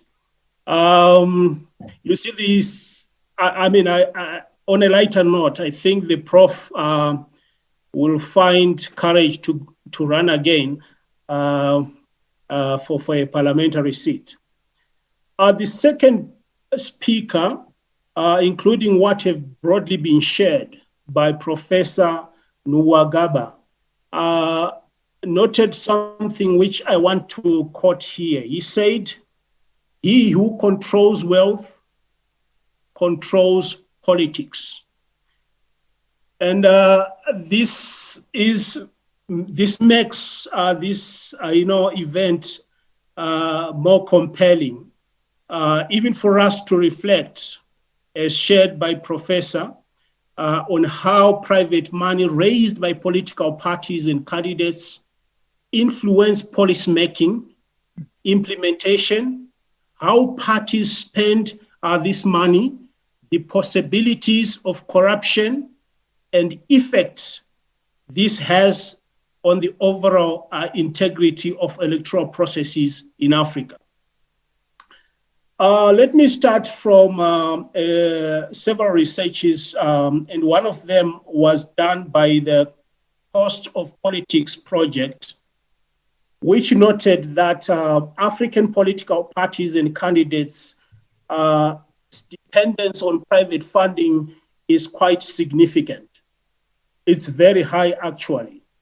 And the project findings further suggest that because of the deeply entrenched malpractices, which has been alluded to a large extent by Prof, that vote buying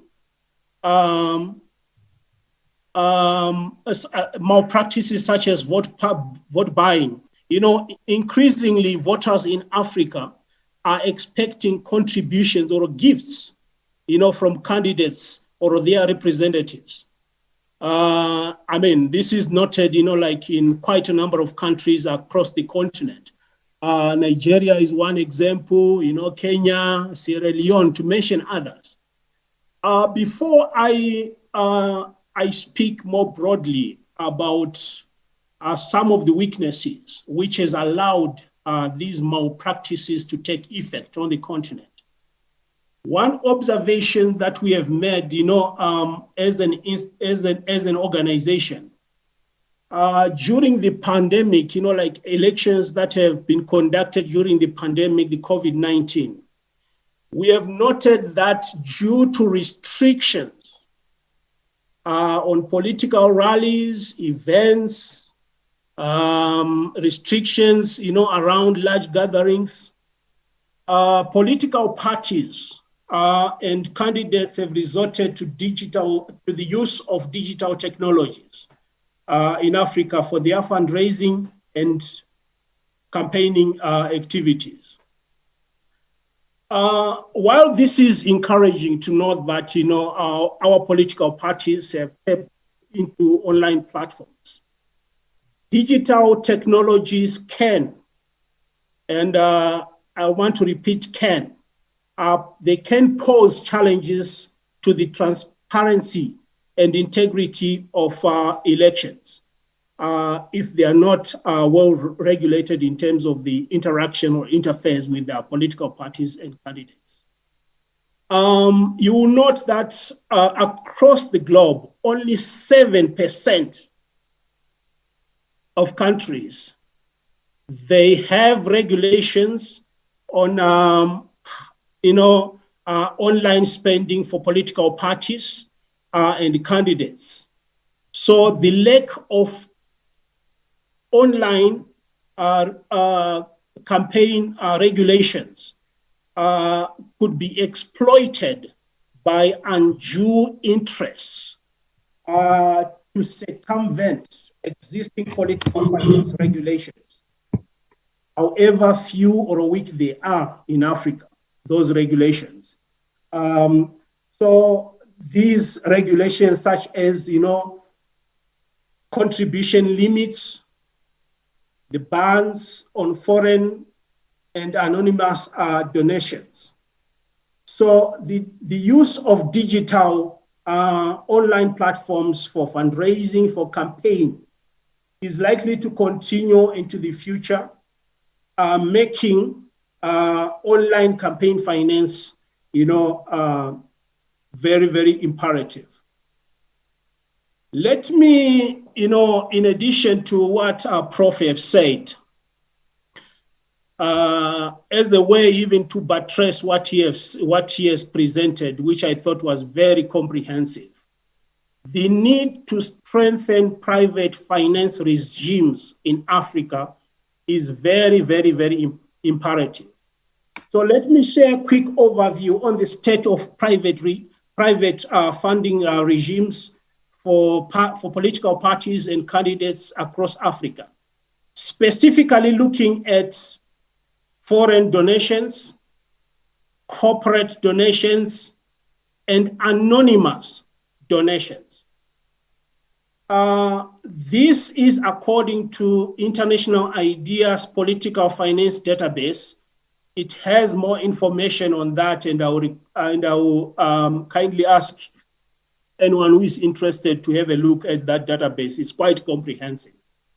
So when you look at Africa, in terms of regulations around foreign donations, there are 63% of African countries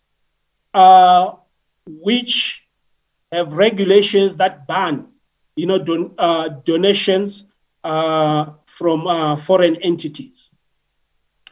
These include countries such as Rwanda, Ethiopia, Tunisia, amongst others. But when you look at the 65%, 63%, only 35% of them, they have regulations that ban foreign donations to candidates, which means that, the influence of foreign donations can even find its way through unregulated channels on candidates. And Africa, when you compare it, to other regions across the globe, it has the least number of countries that have regulations on foreign donations. Then regulations around corporate donations. Only 12%, only 12% of countries across the continent have regulations that prohibits, corporate donations. And this includes Egypt and Nigeria. However, in as much as Nigeria has restrictions around, corporate donations to political parties, it doesn't have kind of a similar regulation that also ban corporate donations to individual candidates. So corporate donations will even find its way, into the political parties through unregulated channels on candidates' financing.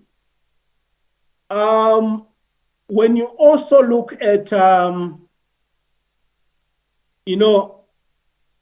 donations from anonymous sources,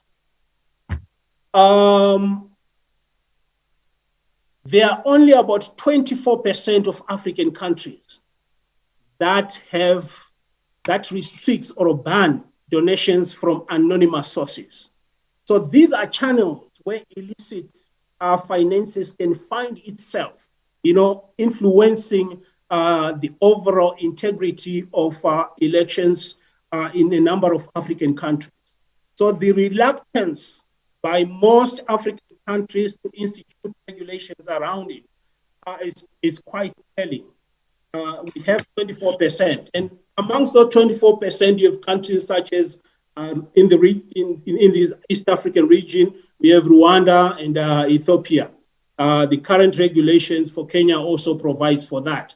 However, you will note that, like countries such as DRC, they ban political parties from receiving funds from anonymous sources, but does not have a corresponding, regulations for individual candidates.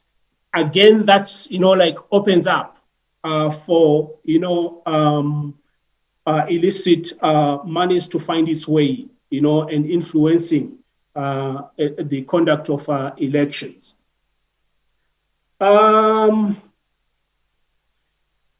So those are the key areas that I thought, I should just share some broader outlook in terms of how these private finance regimes are currently, set up in Africa.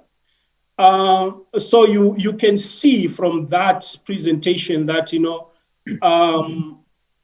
there are quite a number of countries that still haven't instituted regulations around private funding.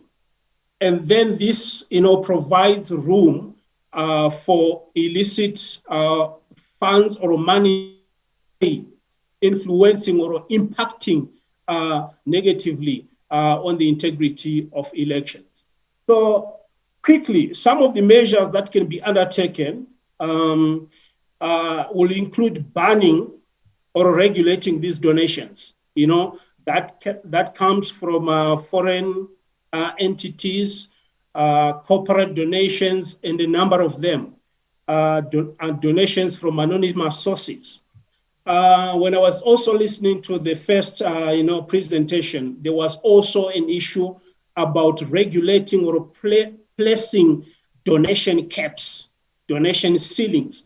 There are quite a number of countries that have instituted such regulations, to say how much are you allowed as a candidate or as a political party, to receive in terms of donations. There's also need to articulate, mechanisms around disclosure of private donations. And finally, to set up oversight institutions of private funding to political parties and candidates. So thank you very much. These are my few contributions, to follow up on the presentation which has been done by Prof. Thank you so much, Graham, for doing justice, for providing what can be done, and also giving us what are the loopholes when it comes to financing elections or political parties in regard to elections. The loopholes that should be taken care of, either legally through a legal structure or a legal instrument. But let me bring in now Professor Sheila Bunwari. I hope she's on call. Professor, you on call? I am. Can you hear me? Please proceed. Hi. First of all, let me say a big thank you and also commend the organizers for this very timely and pertinent conference. Now, I must apologize that I missed most of the keynote address because I was at a funeral and then there was poor communication. But that doesn't matter. I had the privilege of reading the PowerPoint presentation that was sent to us. So I will, because I've been given the theme on gender, I think I want to start off my intervention by saying that more than ever before, this question of gender representation in the context of our continent and the whole world still grappling with the COVID pandemic, more than ever before, it has become extremely important for us to be able to think and act about the question of underrepresentation of women at the decision-making table. I now take my cue from the keynote speaker, Professor Nagaba, because that was the last bit that I heard, and I think it's a very important bit when he said that development must be initiated from within. And I want to add, yes, indeed, development has to be initiated from within. But if development is initiated without the women participating in the decision-making of those projects, programs, the societal project that we need to have in the context of a post-COVID world, because we have a unique opportunity to reimagine and redesign our societies.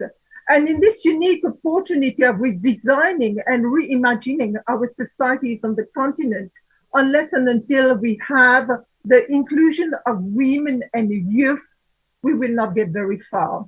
Not only from the point of view that we will be losing out in economic terms, in terms of the contribution that women make, but also in societal terms. So the question of women's integration and inclusion, for me, it's extremely important to look at the financial dimension of the matter and the question of political finance. And a lot has been said already on the political finance, and I agree with most of what has been said so far. But I think we need to remember that addressing the question of women's representation needs to be looked at holistically. This doesn't mean that progress has not been made. Progress has been made, but we still have a long way to go. And as I said, more now than ever before, because there is evidence coming from the African Union, the World Bank, IDEA International, many other organizations are already pointing to the fact that there is a growing feminization of poverty, but not only a growing feminization of poverty, but also that all gains made on development in as far as the SDGs are concerned are being reversed. Now, with the reversal of gains being made and the gains made so far being eroded, the question that arises, what development for whom, and what is politics all about. If politics is about chasing power, which it seems to me that increasingly it has become a power game, chasing power, but not finding the possibility to juxtapose the necessity of politics with the delivery of development from the point of view of what Amartya Sen calls freedom from disease, freedom from homelessness, freedom from starvation, from, you name it. All these fundamental human rights have to be there. This is what politics is all about. We need to be able to deliver development. Yes, from within, but with everybody's contribution. So let me quickly say that in addition to finance, and I will be looking at the financial aspects in a minute, but let me quickly run us through some of the other major barriers to women's inclusion until now in politics on the continent and in many other parts of the world, but certainly in Africa, although we have certain countries like Rwanda, which is a model, but for other reasons. And context is very important. We must not forget that context is very important. So we do have institutional barriers. We do know that a number of countries on the continent still have very unfriendly gender-friendly electoral systems. We still have the first past the post in a number of countries instead of us moving towards a PR system, which has been proven to be more gender-friendly. And we can work on that. We can certainly work on that. The second major factor is that there is still a lot of resistance, and certainly in my place, for example, I come from Mauritius and I was a candidate and academic who had to leave my job from the university to join politics because we are not allowed. So I had to let go of my livelihood to be able to join politics and to run as a candidate. And we find that here too, on the question of legislating quotas, there's a lot of resistance still in a number of countries, and this has still not been done. Despite the fact that there have been a number of regional and international instruments which are pushing for parity, or at least 30% of women representation, a quota 30% women representation, and that too is still missing. So in addition to the institutional barriers, we have the political parties themselves, which remain male-dominated from all their structures, and that has to be challenged and has to be changed. And the reason behind all this is that our countries are still deeply entrenched in patriarchal structures, and we do have a lot of other reasons, socioeconomic, psychological, which constitute important barriers to women. But coming to the financial aspect of it, we must not forget that when we look at women and where they are positioned in terms of their access to resources and finance, women tend to be disproportionately represented in the informal sector. Many of them have poor levels of education and not necessarily earning a lot. And we must not treat women or youth as a homogeneous group. They differ, of course, in terms of class, age, ethnicity, regions they come from, etc. But the reality still is that they have very little access to finance. They are disproportionately present in unpaid care work, therefore no access to resources. So we find that in addition to struggling with getting resources, we find that at a broader level, at a macro level, there are so many other obstacles and difficulties. And as the previous speaker just said, the colleague who spoke just before me, he mentioned that we do have a lot of other kinds of obstacles, but he also mentioned, and that is very much the point that I want to make, that we still have unregulated finance for political parties and for financing of campaigns. And in many places, including my own, there is no legislation at all on this question until now. So I think it's extremely important for us to remember that it's not only a question of bringing more women in. I argue that it is not only a question of the politics of numbers, but the politics of ideas and the politics of transformation. And this politics of transformation must be linked to the question of transformative leadership. And I think Professor, our keynote speaker, in his presentation that was sent to me, because as I said, I didn't have the chance, unfortunately, to listen, he spoke about it. And I think those feminine qualities that go with transformative leadership is something that needs to be unpacked, and we need to pay more attention. Perhaps later on during the course of the discussion, we'll have the opportunity, but it is important for us to pay attention to that. Now, I did say that it is important to have more women in, but the other reasons as to why it is important to have more women in is that it creates a more gendered balance of power, and it also enhances the legitimacy of political processes by making them more democratic and responsive to the concerns of people on the ground. We may have more women in, but if there is not enough of knowledge of what is going on the ground, and there is a disconnect, then the societal project that I'm talking about that we need to have more than ever before will simply miss out. So it's extremely important for us to pay attention to that as well. Now, what can be done? I mentioned that we can look into and encourage countries which still do not have gender-friendly electoral systems to move in that direction and pay more attention and try to institute some electoral reforms. We need to have quotas, definitely. But I think there are things that we don't talk enough about that needs to be talked about. We need to educate people. We need to educate political parties. Male-dominated political parties need to be educated, and there needs to be a very well worked out pedagogy for them to precisely understand the link, not only in terms of these numbers that we are asking for, because it will make a big difference, but also the why behind it. Because now, as I said, we need it more than ever before. We've reached a red zone. And with climate change, we should not forget, because COP26 is still very much at the back of our minds. We know, research has shown that the ones who bear the brunt most are women. So if we don't have the right policy, we're going to be in a fix. And I think that the last thing that I want to say is that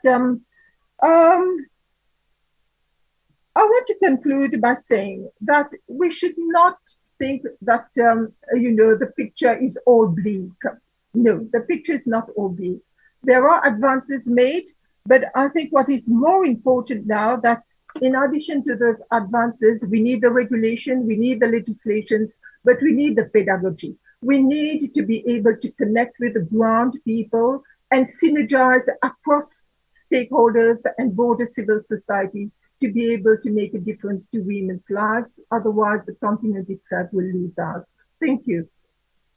Thank you so much, Professor Shira, for giving us the gender perspectives into this discussion.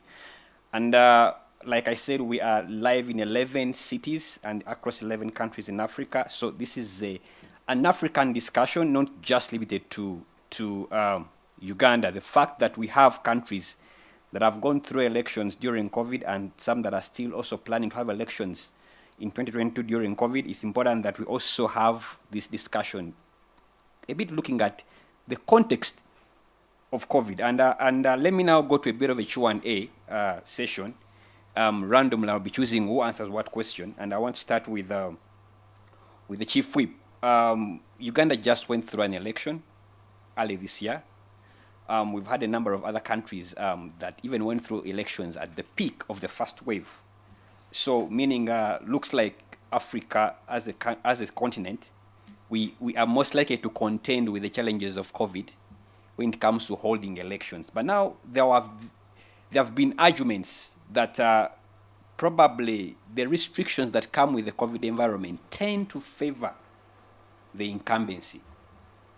To what extent is this true? You see, it's very, very important for us to note that once the situation affects all, you shouldn't have it as an excuse for you not to perform or for you not to do what you should have done. And this brings me to the issue of Professor Nwagaba when he was saying, a whole professor, me and what? Professor. It's all about connecting with the people. It's all about connecting with the people. Whether you're a professor, whether you're the moment you want these people to represent them. In fact, they might be scared that this professor might not understand us. So what happened during COVID, really, to me, I believe it even affected us most, the NRM, the incumbents. Reason being, we all know the narrative on the media houses, mainly, is run by the opposition. Our style is explaining and clearing the lies of the opposition using face-to-face. And to me, it's my thinking that that's why we lost Uganda badly.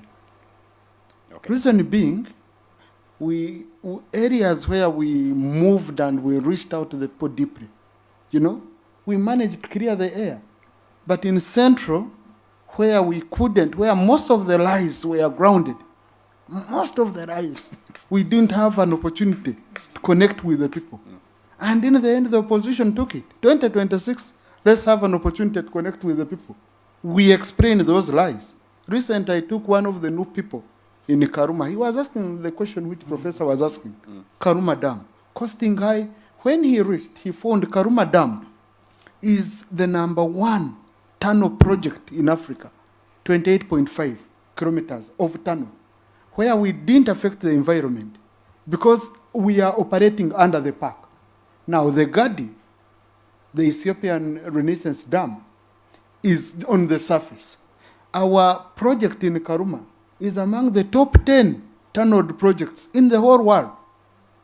But people don't know that we have such a beauty, and we preserved the environment, and we moved on. So, to me, it didn't favor us in any way.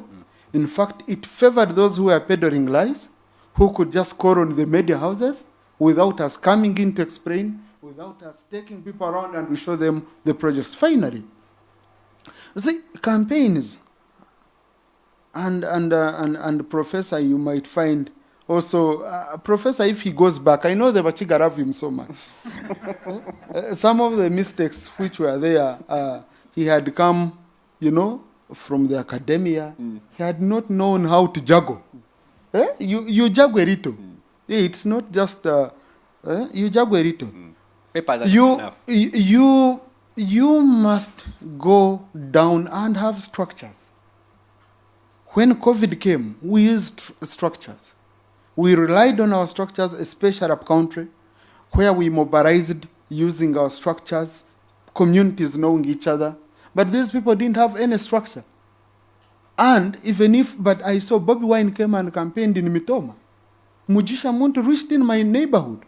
But at the time of having agents, polling station agents, they were not there. You don't even have agents. You don't have a campaigner. And you come, you say it was rigged. By who? When you couldn't even raise an agent. What did we rig? What did you have on ground that we rigged? Or how could you say COVID came and favored us? You came there, you reached on ground. So to me, the issue of COVID and giving those excuses, it doesn't work. I believe if we are given an opportunity to have that by election, like the presidential, we would even perform better in Uganda if you opened up. We go in, we explain the rights, and we clear. But just allow me to mention one thing. You see, the politics talked about by professors, ideal politics. Ideal in heaven, politics of heaven. They are ethereal. You know, politics of heaven where we should be.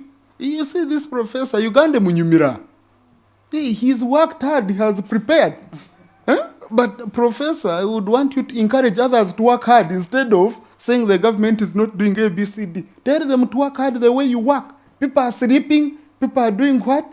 They are waiting for you to give them something. They have an engineer in their area, the late engineer Baraba. He could pass around and say, you know, have they told you I'm a miser? He was around 90 years. You say, yes, engineer. Do you know why? He said, no. It's because I wake up at 5 to work, they are seated waiting, I donate.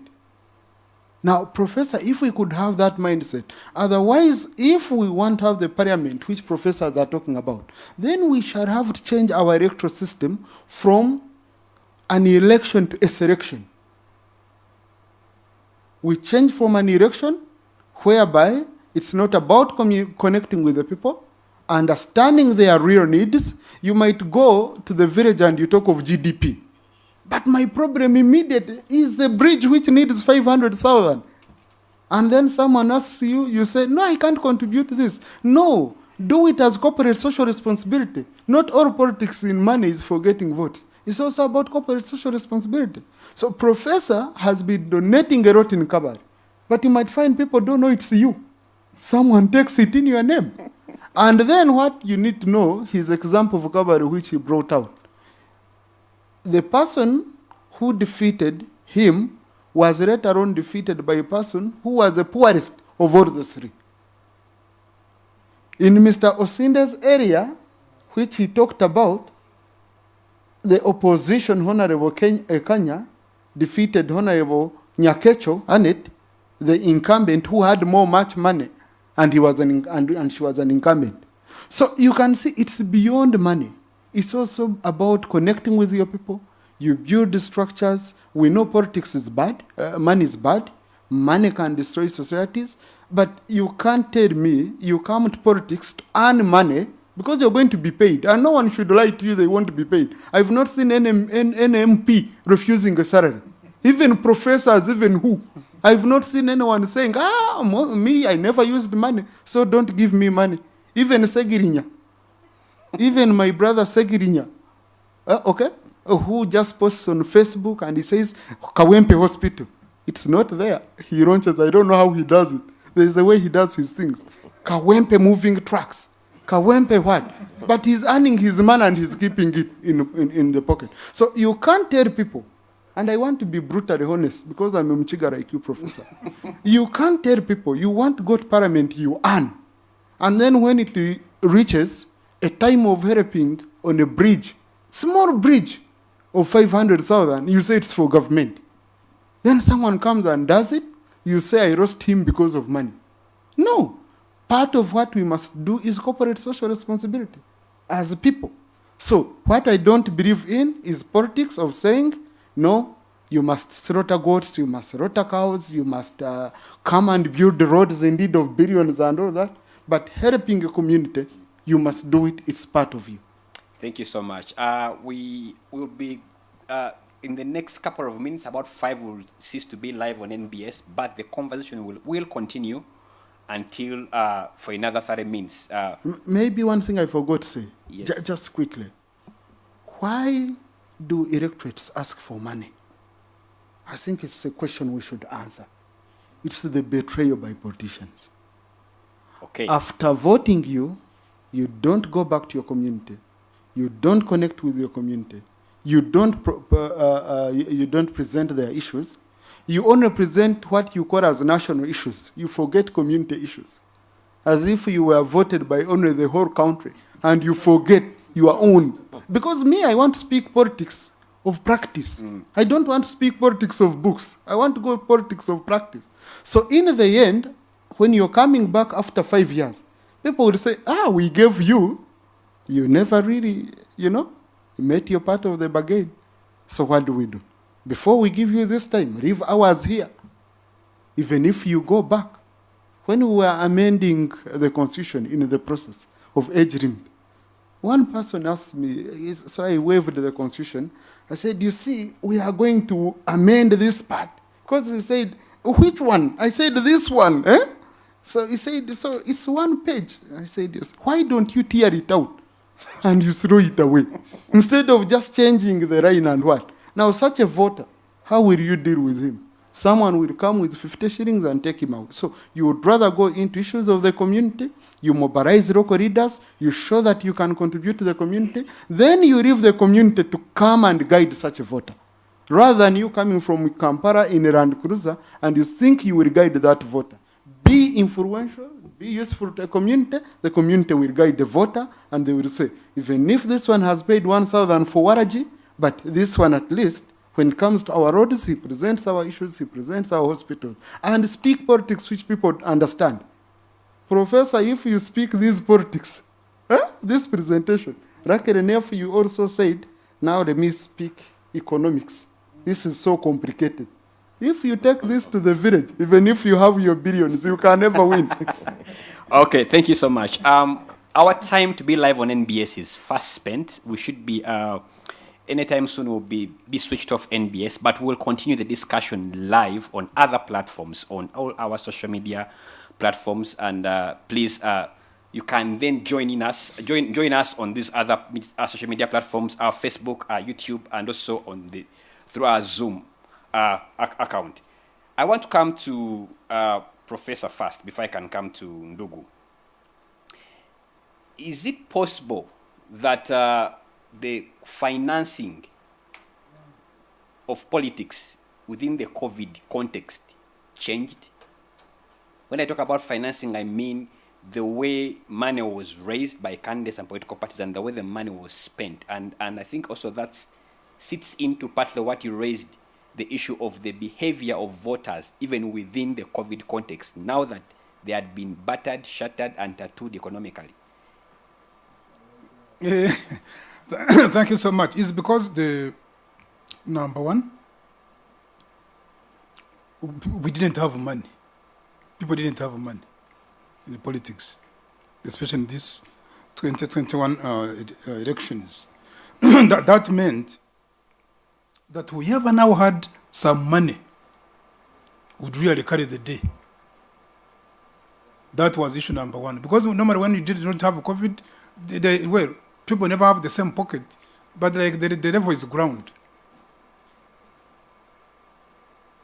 You see, under COVID, people had lost jobs, the economy was subdued, the people had lost or whatever their livelihood, and therefore it was not possible for somebody to have some, even in areas where you think somebody would not want 500 shillings, it meant 500 shillings meant a lot to that person. I know constituencies where even 500 shillings became a very big issue and you had to buy the soul of a person. So under COVID became very problematic. It really created, in English language, it really demeaned the people. People were swept.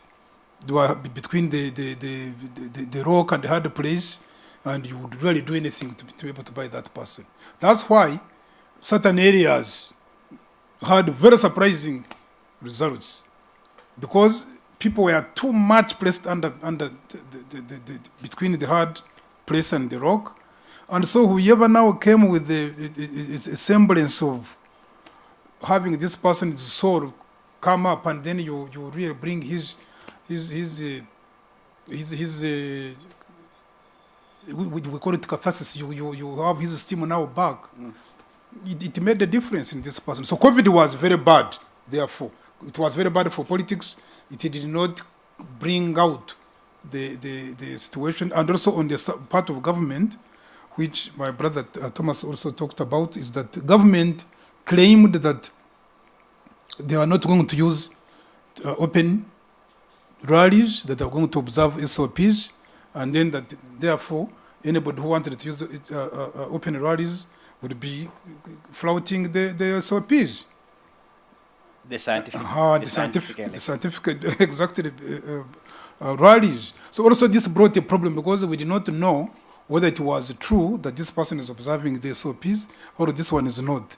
And when you wanted to analyze and now see what was happening, it may not have been everywhere, but definitely there was evidence that there was also flouting of SOPs on the part of government. This was very clear. Okay. Yes, we are getting off NBS for now, but like I said, the conversation is still live on other social media platforms.